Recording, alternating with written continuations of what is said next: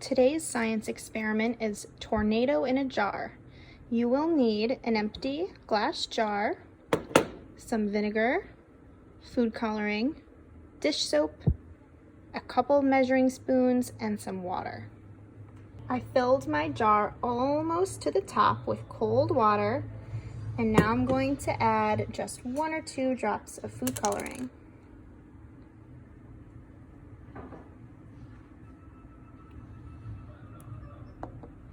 Next, I'm adding a tablespoon of dish soap. Now I'm adding a teaspoon of white vinegar and I'm gonna gently stir it up. Now I've got the top back on my jar. I'm gonna hold it really tight and swirl it around. And there's my tornado.